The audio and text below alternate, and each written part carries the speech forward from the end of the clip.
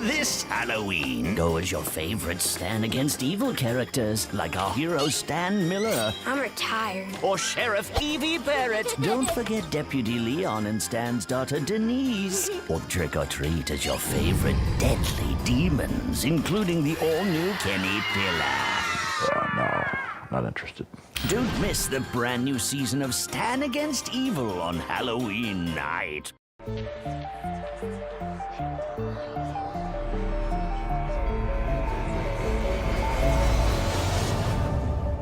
What'd you expect? Some kid on a bike?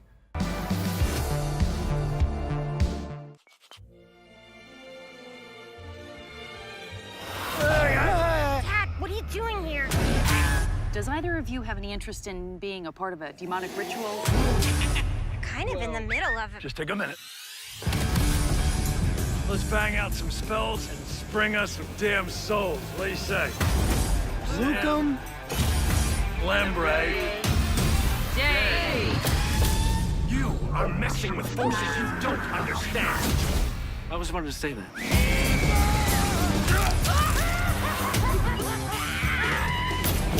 Thank God you got him with one bullet.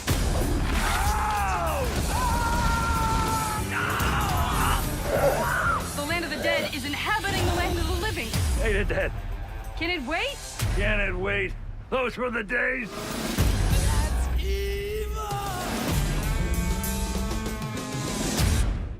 Between season 2 and 3, because neither Janet or I knew how he was going to get himself out of the corner that he had painted himself into at the end of season 2. The portal to hell has been left open, and the earth is now occupied by demons and evil. And I asked Dana, how are you going to get yourself out of this? And of course, he just said, I don't know. It's not that freaking reassuring. And so he called me and he goes, I do know this. Stan is going to, everything Stan has ever done has been wrong. It's led to his wife dying, and the portal to hell has been left open. So one thing Stan's going to have to do is change his whole approach to life. He's going to have to go against anything he's ever done before. If he can, if he cares to, if he has the tools to. And so that's Stan's arc in season 3 that Dana laid out, and it was really just beautiful. Well, and Janet, is Evie going to be like a little peeved at Stan for mucking with the past, or is it let bygones be bygones and hell on earth and all that kind of stuff? First of all, please watch your language. Yes. She is going to be peeved about all the muffin I know. Oh, my delicious tea. Oh. I'm still recovering from the fact that there isn't a space for your nose in this mask. it crushed my nose, so guys, please be very careful. As anybody who's ever worn these masks knows, this is the area where your spit accumulates. Your hot breath. Yeah, your hot, hot breath. And Halloween spit. Yeah, the sweetest kind of spit. Aaron, I believe your question was, is Evie going to be peeved about all the mucking about Stan is doing with hell on earth, with heck on earth? Yeah. I mean, you know, if there's anything that I think if Evie were here, whoa, that's super cheesy. If Evie were here, she would say, I thought after season 2, oh my God, we're on a TV show, I thought I was a real sheriff, she would say. Then she would say, for season 2, what?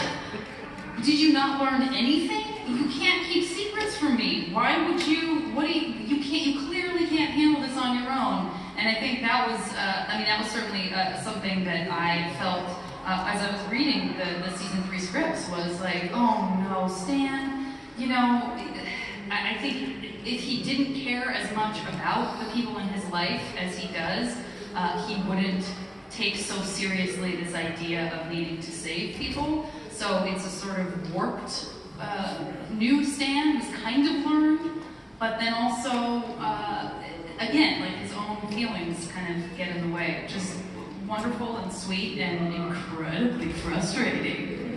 I should just say there's a distracting noise coming in the adjacent auditorium. There's a special show. Patrick Stewart is reading aloud from Lindsey Graham's Dream Journal. So we'll read through it. Both compelling and terrifying all at once. Dana, hard-hitting question here. Are we going to learn any more about Kevin's backstory? Yes and no. Kevin goes places this season that you would never think he would. He becomes a little more human, I think, this season. Yeah, people. He and Denise are sort of bizarre kindred spirits, and they kind of find each other. We drew a line at Kevin's goal that he doesn't want to spend his entire life digging graves, that he feels that if he studies hard and applies himself, that he could one day dig swimming pools. Well, he's been in a monastery, he spent time in a black ops, black site. Yeah, he's a man of many stories. The short question too, what you're talking about is, if Stan had termites in his house, he would burn his house down. I won, no more termites. It's not solving a problem, it's how you solve the problem. And this season is about, like the second season, a really terrible decision that Stan makes. He thinks he finds a way to end the entire curse. And one fell swoop. But to do that, he needs to ally himself with someone that he probably shouldn't. And all the best laid plans come back to haunt him. Well, with a show like this, season 1, you're really establishing the mythology. Season 2, you're kind of expanding it and morphing it a little bit. Yeah. Season 3, do you get to just sort of break it? That's exactly what happens. We blow it up. In terms of like being creative, once I establish a bridge, once I get over it, I like to burn it. I don't want to go back and repeat myself. And I really feel that season 3, which I'm very proud of. I'm really proud of that episode. I think that we really pushed the limits of what we can do. There's some really great, crazy episodes in it, and it's like a live-action Simpsons Halloween episode to me. Like that's how it feels. And then at the end of the season, we dovetail back into mythology, but the mythology comes to this mythology gets takes a pretty firm step in this season, which would force us in the future, should we be that fortunate, to put these characters in a different kind of jeopardy. I didn't want it to be a show with this one sort of mythology and then you kind of ignore it, and it gets long and too elaborate and you get lost in it and you don't know what it is. I wanted to, let's take these characters and move them into some new problems to keep it fresh for the viewers. Well, I love the X-Files so much, but I can't follow the goddamn mythology of it, and I really want to. I watch the new seasons, and how many times is Gillian Anderson going to get pregnant? She's like the Octomom, and I wanted to just like, no, this is this story, and now we're going to start a different story, and now we're going to start a different story. Nice Octomom reference. Pulling that one back. Yeah, it's never too late. John C., at the end of season 1 and leading season 2, we really see Stan put himself on the line for Evie and kind of show maybe he cares for this person more than he lets on. As we're going through season 3, how do you kind of view that relationship between Stan and Evie now? Well, I thought Dana wrote it or told me it the most succinctly. While I have a daughter, Denise, it turns out that Janet's character, Evie, is the son that I never had. And I thought that was kind of genius. And so it's great that these two, they want to be oil and water, but they can't because they genuinely love Janet, and I think Stan genuinely loves, as a son, Evie, and that feels really subversive and kind of genius. And so they can solve whatever these issues are that Dana constructs together. They certainly can't do it alone. And so, despite whatever superficial differences they have, they're going to have to get together to resolve these conflicts. So it's great because there's a conflict inside of them resolving conflicts, because Stan kind of fronts a little bit that he can't stand her. Well, he can, and he needs her like oxygen. And that's great to play against. And Dana puts that all on the page, and then we get to flush it out a little bit. Yeah. But this season, he betrays her in a big way by keeping something secret from her that he shouldn't, and that comes back to haunt him. Well, the title is Stand Against Evil, but it's really like, Janet, do you think that on any level Evie maybe realizes that she's been the hero of the story quite a bit? Does she kind of get that in her core at all? I don't know. I mean, I don't know that she has that kind of perspective. She's just I think what makes her able to, boy, I'm really psychoanalyzing and people are walking out, and I totally get it, listen. Super deep. These chairs have reservations about being used as chairs. And more people are coming in. Hello, new people. I think that... You just showed a bunch of porn and you missed it. It was so good. Let me get into it. I think that what is up with Germans?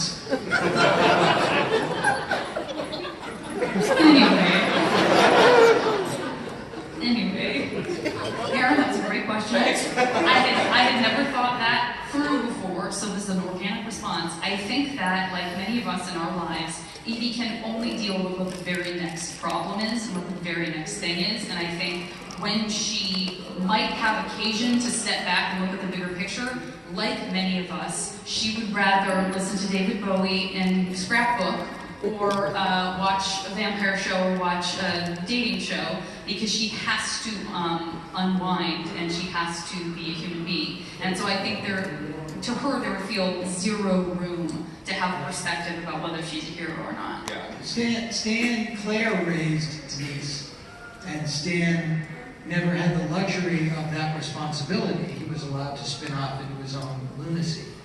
Evie, because she has grace and all of his responsibilities, doesn't have the luxury to indulge her crazy. And she's an innately good-hearted person. She's a kind-hearted person, and she could never hate Stan. At the most, she gets exasperated by him. And that's not because of anything about Stan. Just Evie doesn't have that in her heart. She's really a kind and decent person, and that's I can tell. Like, it's things that you write, you don't realize you write them until you look at it after that. You know, like the luxury of having kids is what it's like. It keeps me from being a complete write-off as a human being. And we're gonna not my own, but I just kids in the neighborhood. I have a van. Oh my God. Sorry, he has ice cream in the van. Kids. Ice cream. I'm in full clown makeup. They don't know it's me. We do, but I seriously do need to give a shout out to Dana as a dad because he has 3 amazing daughters and he truly is devoted to the girls and they're wonderful and smart and funny. And Dana is an amazing dad, and they are such a huge priority in his life. They're the priority. And we hope they come back. And yeah, one of these days, they'll learn all their names. It's going to be great. The other thing I wanted to quickly say, maybe this will come up in a question, but just in case it doesn't, is that I just wanted to say, again, to reiterate what Dana was saying about Barbara and Vera, who played our twins. Yes, they made up their own language so that the sync, quote unquote, would be off. And the one that I had forgotten about until we watched the episode, I've never seen this episode, this is the first time I'm seeing anything that's full length for the season. I remember that when I say, what did he do with the idol? And they say he ate it. What they said in the room was, it's a pre-poop. So it's just a bunch of gems like that is what we were acting opposite, knowing that eventually the words from the script would make it into the show, but it was very hard not to laugh because they were all so funny. That's going on a t-shirt. It's a pre-poop. So we're gonna... What are you meaning? It doesn't matter. It's a pre-poop. That's them singing on the track. Now, can I ask a question? Did anybody here get the song reference? Yes. Here. Just show of hands. Just. More the Thank you. Tell me, Even if you didn't get the reference, did you enjoy it? Yeah. Will you tell them what the reference is? Well, it's from War of the Gargantuans. I know it! Do you like ice cream? Someone is raising that kid right. So we're going to open it up to some audience questions. We've got a microphone here and here. Please keep it. I want you to be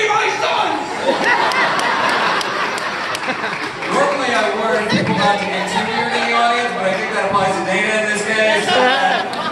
So keep it to one question per person, please. Start over here. Hi. I'm a big Scrubs fan and Korak fan, so this is so amazing. Dana, will you excuse us? So, as you said, Stan is looking at Evie as his the son he's never had, but Evie sees Stan as a big baby, as a big useful baby. I mean, It's brilliant. It's brilliant. Useful baby. That's brilliant. That's why she respects him. He's the crappiest baby with a dry tongue. Straight to him whenever she has a problem. Right. But she sees me as a big baby. So how does that work out? That's a great question. It's really brilliant. Yeah. I mean, it really is. It's got so many. But the question is, Evie's a caretaker. You know, she's a caretaker, and she, when Stan's in diapers, Evie will be there. I don't think she'll change it. Yeah, and if anything, I think, she is guilty of the thing again that many of us do, where he has saved her, and they have had these moments together, and if anything shows that her biggest weakness may be her taste in men, just in general, and looking at someone like Kenny, there is that perhaps element of she understands that Stan cares about her, and those moments where he is super helpful and he has these great insights where he literally saves her life, trying to tap into more of those. It's the only person she can really rely on. And then also when it works, it feels great. And so I think maybe there's the weakness of if I do this enough times, I'll get a good result, which I'm not encouraging anyone to do in their relationships or in their lives. But sometimes when you have a family member too, you are kind of stuck with that, and the best you can hope for is more of those moments as your relationship passes through years. So maybe there's a bit of that too. But I couldn't love more useful baby. I really hope he gets to say in an episode of 4, you're just a useful baby. A big useful baby. A big useful baby. Johnson, do you feel you stand as a big useful baby? And then it'll be right in the episode. It'll be like your Twitter handle. You'll get it right. Just under me as I'm saying it. Do you view Stan as sort of a big useful baby? I don't know. I think Stan's a lot more complicated than that. I think he's a really damaged, injured guy, and he relies on Janet's character a lot to keep him upright. Well, okay, so if yes, he is sort of the son that Stan didn't get to raise. We really definitely have to call out Deborah Baker Jr. as Denise and Nate Mooney as Leon. I just want you guys to kind of speak to their contributions and how they just really, even though they're just sort of two characters, two citizens of Willard's Mill, how they just sort of flesh out the fabric of this sort of weird town. Speak to their contributions. Dave, for those of us who are old enough to remember Jonathan Winters, the great improvisational artist who influenced Robin Williams so much, Deborah Baker Jr. is kind of the Jonathan Winters of her generation. And so she'll come in and she can improv for 30 minutes on a toaster. And Dana has the unadmirable job of sometimes you got to make Sophie's choice on some of these improvs that the actors do, because the show is only 21 minutes and 35 seconds. And the improvisational wizards that are Janet and Nate and Deborah, sometimes that stuff has to either be plugged into the next season or sacrificed for the sake of telling a cohesive tale in 21 minutes and 35 seconds. And so Deborah is completely genius, and sometimes Dana just lets her go into a closet in the context of a story and do a monologue about a shirt. And it's genius. And Nate, you can address Nate. Exactly like Deborah, Nate comes to give 1,000% in whatever we're working on in the moment. He does some things this season that are extraordinarily physically taxing. He is such a professional about it. That he's an example, and Deborah is as well, is like to bring clowning, and I mean that in the most complimentary sense, true brilliant clowning to the level that they bring it to, it is not easy. And they care so much about this show. And they, oh God, there's this, oh, you guys. First of all, I had the privilege of, and Nate too, you were shooting, but we were with Deborah as she was practicing her song that was written by Evan Schletter, our amazing composer, right? And she, I mean, she worked so hard on that song. Yeah, that song had 3 whole stanzas. We had to cut it down. She had all her dance moves. You can kind of see it in the final cut. Maybe I think I have a video that I took of her just doing it in, like, you know, a tent while we were waiting to shoot. So she's brilliant. And again, Nate, just phenomenally gifted. Plus, Nate didn't have any meat on the bone for his character, narrative-wise, for 2 seasons. He kind of had to do a lot of thankless who, what, where, when, how. And then Dana paid off kind of the thanklessness of that. In season 3, you gave him some really fun stuff to do. He's amazing. You know, the 2 characters are both ballast for Stan and Evie. You know, Stan needs Denise and Evie needs Nate to kind of balance out their characters. So in the story sense, they're really essential. Comedically, what I find fascinating, and John was really, Deborah is very improvisational, very big and broad and bold, and takes really big swings, makes really big choices, and that's why she's so popular. Nate will go so small and so specific with these weird little choices, and I don't see a lot of them until I'm editing, because they're so small. There's one scene in an episode where he's sitting on the corner with a lemonade and a speed gun, and he takes a sip of the lemonade and does the speed gun up the straw, and then looks at how fast he is sipping. And I didn't even see it until I was editing it. And there's another one where Stan decides to brew his own beer at home, and he has a great name for it, Miller Beer. And Evie says, Stan, you can brew some for yourself, but if you brew to distribute, it's too much beer, you can't do it, we're going to take this keg, and we'll be back for the rest. And then Janet walks off, and then Nate turns around and goes, and it just gives Stan a thumbs up. I didn't see it. I didn't see it till I was editing it. And it's just, he's so confident and so skilled at these little tiny things. It's so great. Well, you know, of course, David Kettner's come back as Kenny in this episode. We met him last season. Yes, give it up for him. That scene, and don't shave my head and paint me, is something that one of the people in my dorm used to say. Like, because one night, this guy used to get drunk, and we put shaving cream in his hair, and we painted something on his shirt. And then, whenever we would try to pass out, it's like, don't shave my head and paint me. Don't shave my head and paint me. We should get back to these. Oh God, there's so many. I didn't even see you guys. Thank you for that question. Thank you. I hope that was a short enough answer for you. Speed round. Okay. Well, first off, I want to say also I was a fan of some of your other work. Like Dave and I have seen some of your stand-up. It's pretty good. It's pretty good. Pretty good. And Janet, I liked you in Legend of Korra. Thank you. And I kind of liked you in Scrubs. Well, thank you, boy, Howdy. I like you as a questioner. I can't understand a goddamn thing you're saying, but I would really like to question. I kind of feel like Stan's kind of like Dr. Cox because they both seem like very dickish people.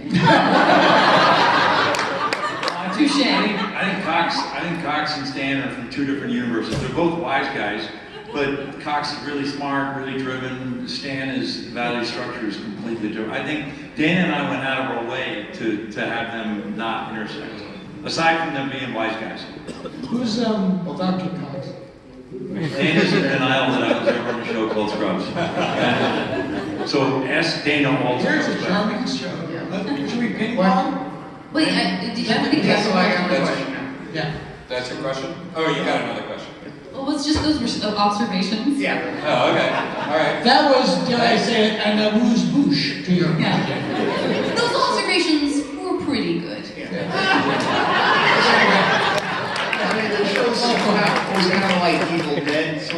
You ever thought of maybe having Bruce Campbell be on an episode of the show? I would have Bruce Campbell on my show in a New York goddamn second. I love Bruce Campbell so much. I never envisioned, the title Stand Against Evil is similar to Ash vs. Evil Dead. If I thought the shows were similar, I would not have given them similar titles. I'm not that stupid. I'm stupid. I'm not that stupid. I'm a cleverer thief than that. To me, it was always, what if Gillian Anderson in The X-Files was partnered with my dad? That was the show. That was the show. But I love Bruce. I was in a movie with Bruce. I felt like I'd arrived when I was acting with Bruce Campbell, and I would have him on in a second. And if you don't know him, if you've never met him, as talented as he is, he's a greater guy. He's the greatest. He's the greatest. Yeah, well, thank you. Well, before I throw it over here, I'm just curious. You mentioned the X-Files a couple times on this panels. Okay, you know, we had these great monster movie homages in this episode. Are we going to be seeing more kind of references, homages throughout this season? No. Yes, we have an X-Files. I try to throw you a softball. No, our second episode is an homage to the X-Files. We have two agents of the New Hampshire State Bureau of Paranormal Phenomena bear glancing resemblance to some famous FBI agents. For the older people in the audience, they are tracked by a nosy reporter in a seersucker suit with a Panama hat. And it's sort of our Valentine to all the great monster hunter shows of our youth. And it's our second episode, and it's excellent. Yeah, and if it's been a minute since you've seen the very, very early episodes of The X-Files, I invite you to revisit just a little bit of even one, because the way that we shot and the lighting and the shooting with blinds. Yeah, in every episode of The X-Files, there were always shows where they were through louvered blinds. And so Rob Cohen, our director, would put louvered blinds on them, even when they were out in the woods, but they'd be in louvered blinds. So the New Hampshire. Yeah, refresh your memory. Do yourself a favor and refresh your memory before we watch that episode. NHS BPP. NHS BPP. Yes, Mike. Hey guys, thanks for coming out. Really enjoyed season 2. One of the things I liked about season 2 is the guest stars. Jeffrey Combs was great, David Hecker was great, I mean he's back. Yeah. Just wondering if you have any stories of favorite guest stars to work with from the past seasons or to look forward to this season. Well, this season we have Scott Adsit from 30 Rock, we have Chris Mintz-Plasse from Everything. Superbad, thank you. Maria Bamford. Matt Bronner is there. The two actors that play Mulder and Scully, or Fleming and Nesbitt. Valerie Tossi and Chris Dozier. Really terrific guest actors that come in. Yeah, Jeffrey Combs was so fun, and again, getting to work with Jeffrey Combs, holy crap, I'm hanging out with Jeffrey Combs. It's nothing. That stuff is never lost on me. I really wanted to get, I wanted to get Lara Parker, who played Angelique in Dark Shadows. Still works, still great, and I want to find somehow to get her onto the show. She could be Evie's mom or something. She's really terrific and really talented. I'd love to get her in. Well, we are running down on time. Thank you. But before we move on, I just want to point out you're actually doing double supernatural duty, because you're also on Fortune Rookie on the IFC Comedy Club, the digital series. You guys should check it out. Check it out. Yeah, check it out. I play a jerkier version of myself who decides that she's going to quit show business to become a fortune teller. And there's a large arc with James Roday of Psych, who accuses me of stealing my psychic business from having done his show, Psych. So it's very, very meta.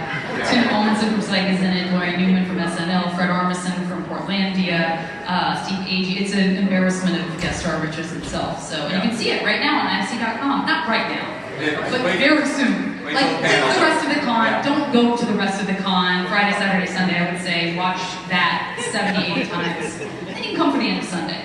Well, before we get out of here, I am curious. Well, yeah, okay. Let's do these.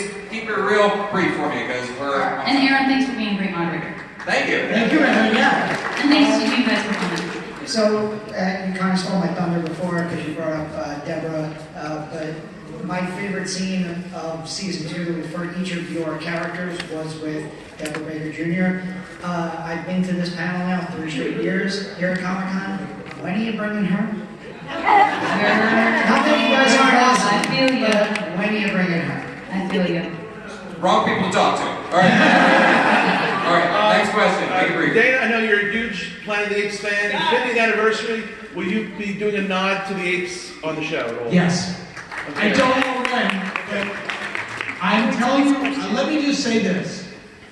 Fortunate enough to continue the show, which is always, you never know.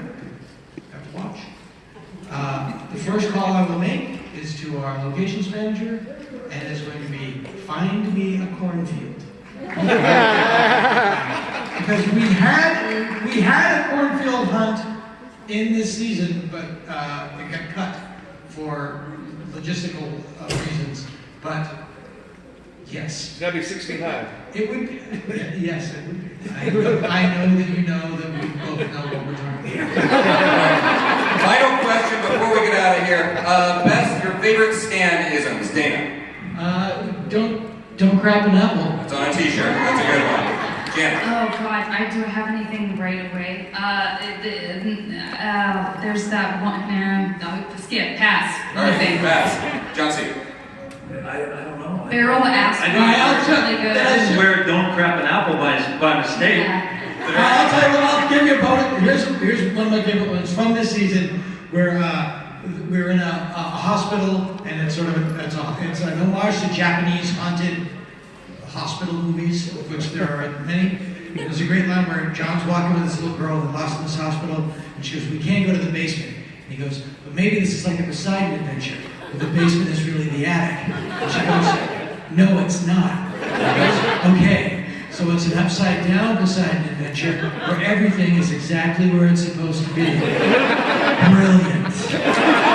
And I would just like to quickly say the best way to move people away from thinking of John as being Dr. Cox is to set his episode in a hospital.